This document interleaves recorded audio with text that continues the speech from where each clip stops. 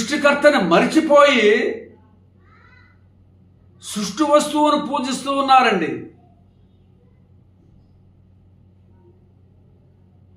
ఏమిటంటే సృష్టికర్తకు విలువ ఇవ్వకుండా, సృష్టికర్తను గౌరవించుకోకుండా సృష్టి వస్తువును ఆరాధించేటటువంటి వారు చాలామంది కనపడుతున్నారు.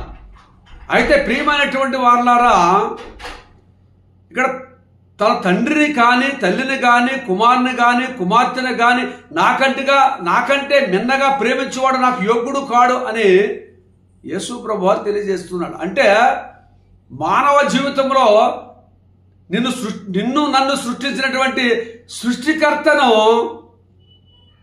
మరిచిపోకూడదు. నీ ఉదయము మంచం మీద లేవగానే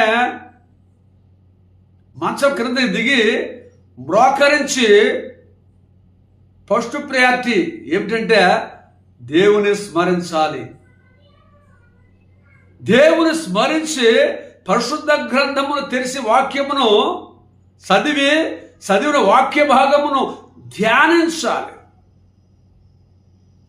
అనుదిన జీవితంలో నీవు మొట్టమొదటిగా నువ్వు చేయవలసినటువంటి పని ఉదయమున ఏమిటంటే సృష్టికర్తను ధ్యానం చేసుకోవాలి, యేసు ప్రభువుని స్మరించాలి. అంటే అందరికంటే ఈ లోకములో ఉన్నటువంటి ధనధాన్యాల కంటే, వైడూర్యాల కంటే, ఆస్తుల అంతస్తుల కంటే, మేడల మిద్దుల కంటే, వాహనాల కంటే, కార్ల కంటే, బస్సుల కంటే, నీ పొరుగుంటి వారి కంటే, నీ సొంత వారి కంటే, నీ పిల్లల కంటే ఎక్కువగా ముందుగా నిన్ను సృష్టించిన సృష్టికర్తను ప్రేమించాలి. మరి ప్రియమైన దేవుని బిడ్డలారా, ఎప్పుడైతే నువ్వు సృష్టికర్తను ప్రేమిస్తావో, సృష్టికర్తకు విలువనిస్తావో, నిన్ను సృష్టించిన దేవుడు నీకేది కొదువు లేకుండా నిన్ను పైవానుగా ఉంచాడు కానీ క్రిందవాడిగా ఉంచాడండి. ఇక్కడ తన సిలువనెత్తుకుని అనుసరింపని వాడు నాకు యోగ్యుడు కాడు.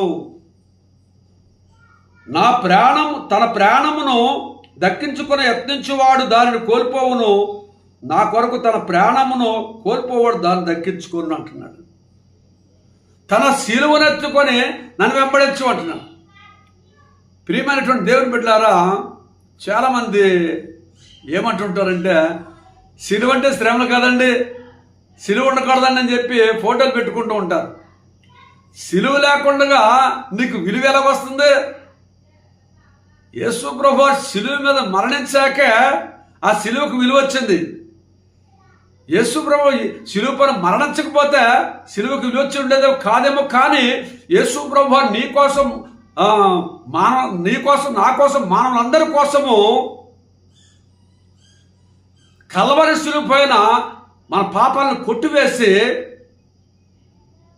ఆయన పరమును చేర్చబడ్డాడు దేవుని కుడి పార్శ్వమున.